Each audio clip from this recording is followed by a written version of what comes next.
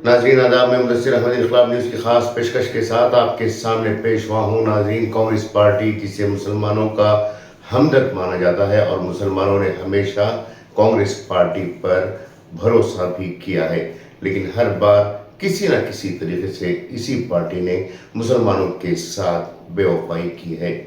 बात चाहे बाबरी मस्जिद की हो या फिर कर्नाटक में पार्टी के सीनियर लीडरों को नायब वजीर आला बनाने की हो, पार्टी ने हर मौके पर मुसलमानों के साथ धोखा किया है। बात सिर्फ सियासी मामले तक ही नहीं, बल्कि बात मुसलमानों के मजहबी मामलात की भी है। ये वही पार्टी है जिसने कहा था कि जैसे ही उनकी हुकूमत इख्तिदार में आएगी वो हिजाब पर लगी हुई पाबंदी को हटा देंगे। लेकिन आपको बता दें कि आज भी हिजाब का मसला सुप्रीम कोर्ट में चल रहा है। कांग्रेस पार्टी को सिर्फ इतना करना था कि वो अपनी जानिब से एक वकील को रखकर सुप्रीम कोर्ट में इस बात की वजाहत करते कि हिजाब या बुर्खा मुस्लिम लड़कियों का हक है, उस पर हुकूमत की तरफ से कोई रोक टोक नहीं है। इसी तरह से रिजर्वेशन का मामला आज भी सुप्रीम कोर्ट में ज़ेर समाअत है, लेकिन कांग्रेस पार्टी ने अब तक इस मसले को हल नहीं किया। जब भी हम इस तरह की बातें कांग्रेस पार्टी के ताल्लुक से करते हैं तो लोग कहते हैं कि हम कांग्रेस पार्टी के दुश्मन हैं।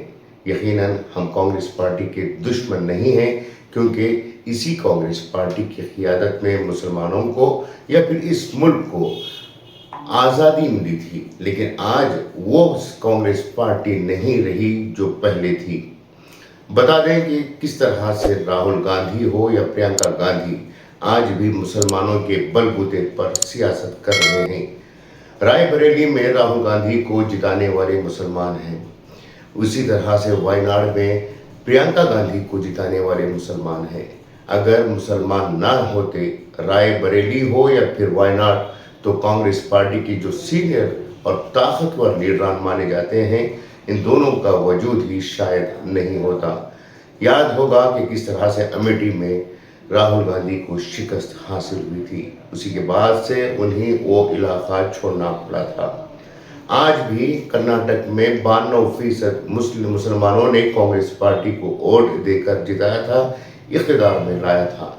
लेकिन दावनगेरा जनूबी हल्के के इलेक्शन के बाद जिस तरह से मुस्लिम क़ियादत को टारगेट किया जा रहा है, कि जिस तरह से मुसलमानों को टारगेट किया जा रहा है, इससे एक बात वाज़ेह हो रही है कि मुसलमानों को बीजेपी टारगेट नहीं कर रही है, बल्कि कांग्रेस में मौजूद बीजेपी की ज़हनियत रखने वाले, संघ परिवार की ज़हनियत रखने वाले लीडरान ही मुसलमानों को टारगेट कर रहे हैं।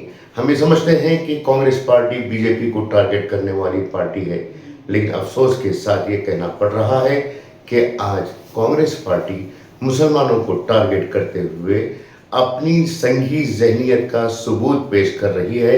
लेकिन अफसोस के मुसलमान आज भी इस पार्टी को अपनी पार्टी मान रहे हैं और ये समझ रहे हैं कि इनके जिस्मों में, इनके रगों में जो खून दौड़ रहा है वो कांग्रेस पार्टी का खून है। इनका मसलक, इनका मजहब कांग्रेस पार्टी का है। ऐसा बिल्कुल भी नहीं है। जितने संघी बीजेपी के अंदर हैं, उससे कहीं ज़्यादा संघी कांग्रेस पार्टी में भी हैं। याद होगा कि किस तरह से DK शिव कुमार ने भरी असेंबली में RSS का गीत गाया था और ये वाज़ेह किया था कि मैं RSS को मानने वाला हूँ। उन्होंने इस बात की तस्दीक की थी कि वो RSS के गीत के ज़रिए से RSS को नर्म लेवल पर चाहने वालों में से हैं। आज कांग्रेस पार्टी के सीनियर लीडर और वज़ीर आला के पॉलिटिकल सेक्रेटरी नसीर अहमद ने इस्तीफ़ा दिया है। बताया जा रहा है कि आने वाले दिनों में और भी कई लीडरों को पार्टी हटाने वाली है। सिर्फ इनका कसूर ये था कि दावनगेरे में जो बाई इलेक्शन हुआ था, उस बाई इलेक्शन के कैंडिडेट की सपोर्ट में वो दावनगेरे नहीं पहुंचे थे। गौरतलब बात यह भी है कि जिस ज़मीर अहमद को आज टारगेट किया जा रहा है, वही ज़मीर अहमद केरला में कांग्रेस पार्टी के ही कैंपेन में काम कर रहे थे। तो क्या ज़मीर अहमद के लिए केरला जाना ममनू था? क्या केरला में कांग्रेस पार्टी के लिए काम करना ज़मीर अहमद के ज़रिए से कोई फ़ायदा मंद नहीं था? ये तमाम सवालात एक तरफ दूसरी तरफ सबसे अहम सवाल ये है कि जिस तरह से डी.के. शिव कुमार ने असेंबली में आरएसएस का गीत गाया था, तो उस वक्त उनके खिलाफ क्यों कार्रवाई नहीं की गई थी।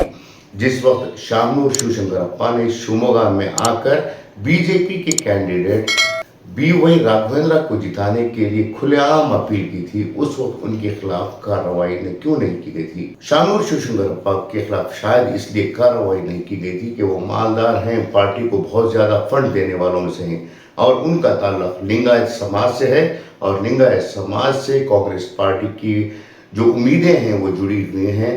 लिंगायत समाज के जरिए से जो फायदा कांग्रेस पार्टी को पहुंचना था वो पहुंच रहा था, लेकिन यहाँ मुसलमानों की बात की जाए तो मुसलमानों के पास कोई ऑप्शन नहीं है कांग्रेस पार्टी के सिवा। एक ऑप्शन था जेडीएस का, वो भी अब नहीं रहा। तो ये समझ गए हैं कि कांग्रेस के लीडर कि मुसलमानों के पास कोई ऑप्शन नहीं, उन्हीं बंदरों की तरह नचाया जा सकता है और इनकी रस्सी कांग्रेस के मदारियों के पास है। इन हालात में मुसलमानों के जो सो कॉल्ड लीडर्स है, जो उलमा है, जिन्होंने गुज़िश्ता असेंबली इंतखाबात के दौरान सर जोड़कर बैठकर कांग्रेस पार्टी को जिताने के लिए जो अपील की थी, वो अब कहाँ गए। बताया जा रहा है कि कल उलमा का एक वफद वज़ीर आला से मिलने के लिए भी गया था, लेकिन वज़ीर आला सिद्दरामैया ने उन्हें अपॉइंटमेंट नहीं दिया, जिसकी वजह से वो खामोश बैठ गए हैं। समझिए कि किस तरह से मुसलमानों को हर तरह से हर लेवल पर बेइज्जत किया जा रहा है। इसी कांग्रेस पार्टी के सुरजेवाला ने गुज़िश्ता दिनों ये कहा था कि हम ब्लैकमेल को नहीं सहेंगे। किसी एक खास तबके या मजहब के मानने वालों के लिए कांग्रेस पार्टी नहीं है। अगर वाकई में ये खास मजहब या तबके के लिए कांग्रेस पार्टी नहीं है तो वायनाड में जाकर प्रियंका गांधी को मुसलमानों के वोट से क्यों जिताया गया था। क्यों गुजरात के अहमदाबाद या सूरत में ले जाकर इलेक्शन नहीं लड़वाया गया। बात इतनी ही है कि कांग्रेस पार्टी ये समझ चुकी है कि मुसलमानों के पास कांग्रेस के अलावा कोई ऑप्शन नहीं है, बल्कि मुसलमानों के लिए कांग्रेस ज़रूरी है, कांग्रेस के लिए मुसलमान बिल्कुल भी ज़रूरी नहीं है। इन तमाम चीज़ों को आप सोचिए कि किस तरह से आहिस्ता आहिस्ता कर्नाटक में मुसलमानों की क़ियादत को ख़त्म किया जा रहा है।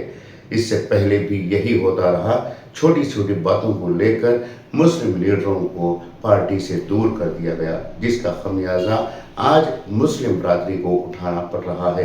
कुछ ही दिनों में हालात बदलने वाले हैं। यकीनन नए चेहरों को पार्टी अपनी क़ियादत में लाएगी, लेकिन जब वो कहेंगे कि हम मुसलमानों के लीडर हैं और मुसलमानों के लिए आवाज़ उठाने वालों में से है, तो उनका भी खातिमा इसी पार्टी में यकीनी है। ये थी आज की अहम पेशकश। उम्मीद के आप लोगों को पसंद आएगी। शुक्रिया।